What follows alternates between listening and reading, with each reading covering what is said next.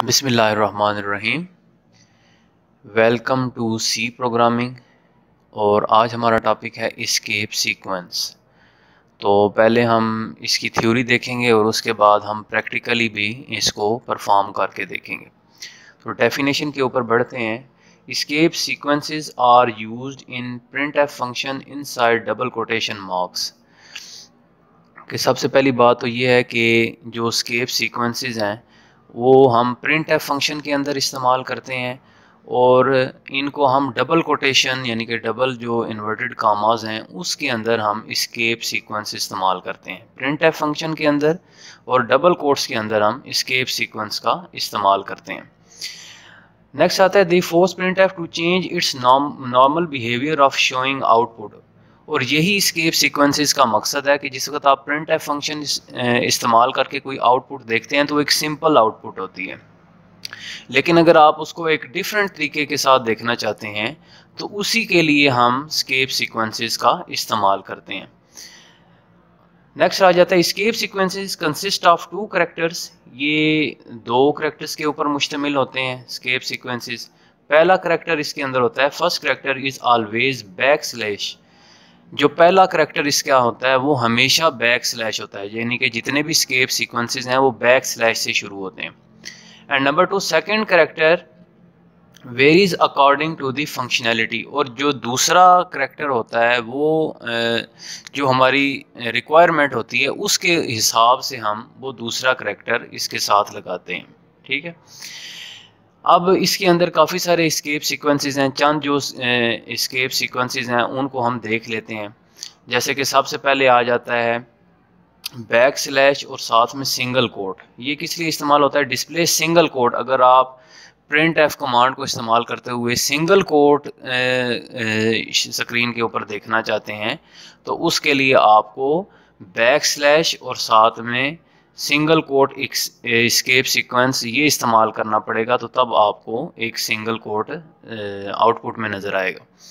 फिर दूसरे नंबर पे आ जाता है कि अगर आप बैक स्लैश ही स्क्रीन के ऊपर देखना चाहते हैं तो उसके लिए बैक स्लैश और साथ में आप दोबारा बैक स्लैश का इस्तेमाल करेंगे, यानी कि पहली बैक स्लैश जो होगी वो एस्केप सीक्वेंस की जो हमेशा पहला करैक्टर होता है, और दूसरी बैक स्लैश यानी कि बैक स्लैश। तो जब आप ये इस्तेमाल करेंगे तो आप प्रिंट एफ की जो फंक्शन है उसके अंदर आप उसके ज़रिए आप आउटपुट के अंदर बैक स्लैश को देख सकते हैं।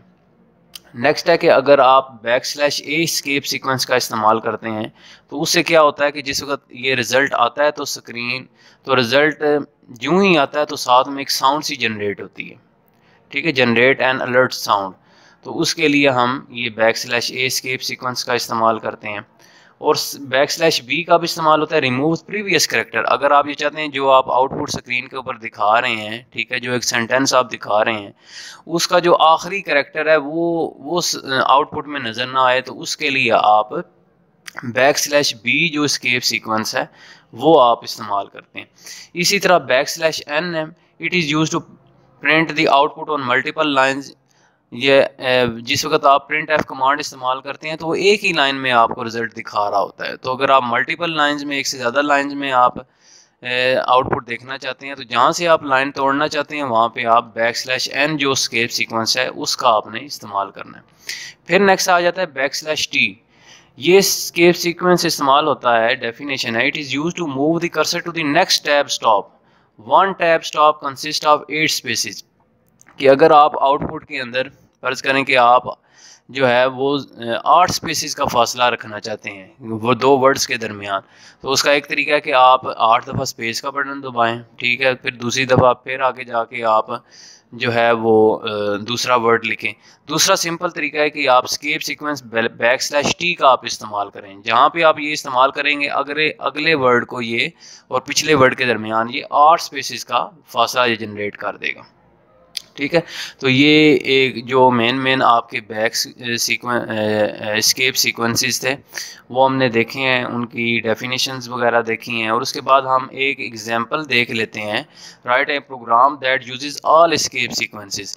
एक ऐसे एग्जांपल देख लेते हैं जिसके अंदर सारे जो एस्केप सीक्वेंसेस हैं उनका इस्तेमाल हो, ताकि हमारा ये जो कॉन्सेप्ट है वो बिल्कुल क्लियर हो जाए। तो आइए हम जो कोड ब्लॉक सॉफ्टवेयर है उसको ओपन करते हैं और उसके अंदर एक सिंपल सा प्रोग्राम बनाते हैं और उसके अंदर ये सारे के सारे एस्केप सीक्वेंसेस यूज़ करते हैं। जी, तो हमने कोड ब्लॉक्स को ओपन कर लिया है। यहाँ से फाइल पे जाता हूँ, न्यू की ऑप्शन पे जाता हूँ और वहाँ से मैं एम्प्टी फाइल को सिलेक्ट करता हूँ, ठीक है। और यहाँ से मैं इसको सेव भी पहले कर लेता हूँ, फाइल सेव फाइल एज कर लेता हूँ और इसका नाम रख लेता हूँ एग्जाम्पल ऑफ एस्केप सीक्वेंसेस, ठीक है। और यहाँ से आपने सी फाइल की जो एक्सटेंशन है वो सिलेक्ट करनी है और सेव कर देना है, ठीक है। हैश इंक्लूड लाइब्रेरी फाइल को हमने इंक्लूड करना है हैश साइन के साथ stdio.h। उसके बाद मेन फंक्शन हम ऐड करेंगे इसके अंदर और करली ब्रैकेट्स। यहाँ पे मैं प्रिंट एफ की जो कमांड है वो इस्तेमाल करूँगा। इन्वर्टेड कॉमास के अंदर मैं लिखता हूँ sentence I love Pakistan full stop, it is a beautiful country, ठीक है।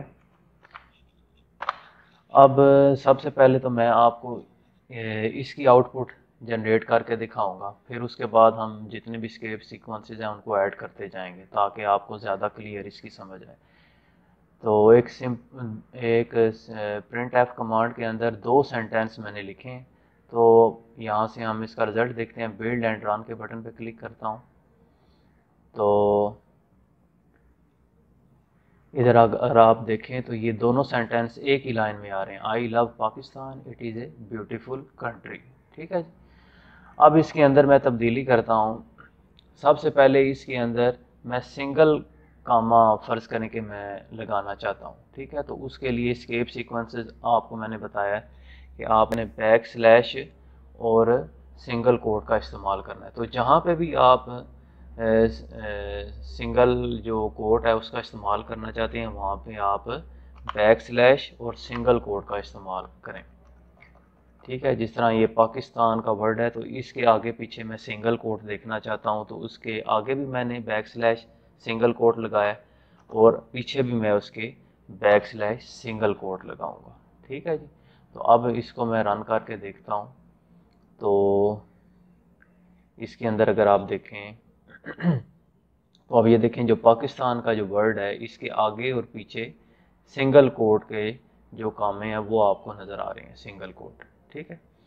उसके बाद नेक्स्ट है कि अगर बैक स्लैश अगर आप देखना चाहते हैं, ठीक है, तो उसके लिए ये है कि 2 मरतबा आपने बैक स्लैश यूज़ करना है। ये दूसरा स्केप सीक्वेंस है जो हमने पढ़ा था, 2 दफ़ा बैक स्लैश। अब ये जो अगला सेंटेंस है उसके शुरू में आपको 1 दफ़ा बैक स्लैश लिखा हुआ नज़र आएगा, ठीक है। तो इसको मैं रन करके देखता हूँ तो इसके अंदर देखें, हाँ जी, ये दूसरा जो सेंटेंस है उसके शुरू के अंदर बैक स्लैश लिखा हुआ आ रहा है, ठीक है। उसके बाद नेक्स्ट हमने देखा था बैक स्लैश बी। इसको हम देख लेते हैं कि अगर मैं इस जगह के ऊपर बैक स्लैश बी का इस्तेमाल करता हूँ। बैक स्लैश बी क्या करता है, जो प्रीवियस करैक्टर है उसको ये मिटा देता है, वो नज़र नहीं आता, ठीक है। तो मैं अगर इस जगह पे बैक स्लैश बी का इस्तेमाल करता हूँ, ठीक है, अब मैं इसको जिस वक्त रन करूँगा तो आप देखेंगे कि बैक साइड पे जो आपका जो करैक्टर है यानी कि आई है वो आउटपुट के अंदर नहीं आ रहा, ठीक है। इधर प्रोग्राम में लिखा हुआ है लेकिन इधर आउटपुट में नहीं आ रहा, इसलिए कि इधर हमने जो escape sequence backslash b का इस्तेमाल किया, ठीक है। नेक्स्ट उसके बाद हमने देखा था कि अगर आप दूसरी लाइन के अंदर लेके जाना चाहते हैं, ठीक है, सेंटेंस को, तो उसके लिए आप बैक स्लैश एन जो स्केप सीक्वेंस है आप उसका इस्तेमाल करेंगे। तो इधर मैं लिखता हूँ बैक स्लैश एन, ठीक है। तो उसके बाद मैं बिल्ड एंड रन के बटन के ऊपर क्लिक करूँगा तो आप देखें दूसरा सेंटेंस जो है वो अगली लाइन के अंदर चला जाएगा, ठीक है। ये देखें जो दूसरा सेंटेंस है वो अगली लाइन के अंदर चला गया इस बैक स्लैश एन की वजह से। नेक्स्ट इसके अंदर हमने देखा था back slash T. Back slash T जो है वो 8 स्पेसिस का फासला जनरेट करता है। तो फ़र्ज़ करें कि मैं जो पाकिस्तान जो वर्ड है इसके शुरू में बैक स्लैश टी लगा देता हूँ, पाकिस्तान थोड़ा सा आगे नज़र आए जो वर्ड है।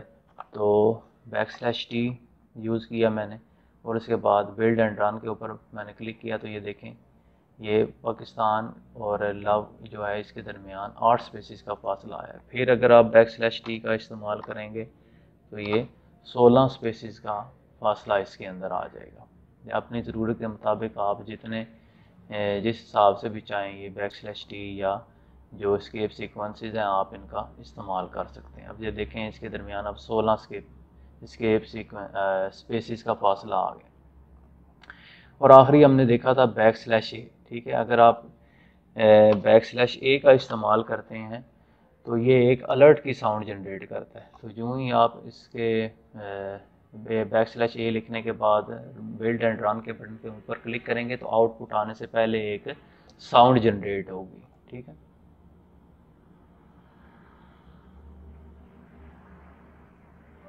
जी, तो उसके बाद ये आउटपुट स्क्रीन के ऊपर ज़ाहिर होगी। तो ये सारी हमने जितने भी स्केप सीक्वेंसेस हैं उनको हमने प्रैक्टिकली देखा है।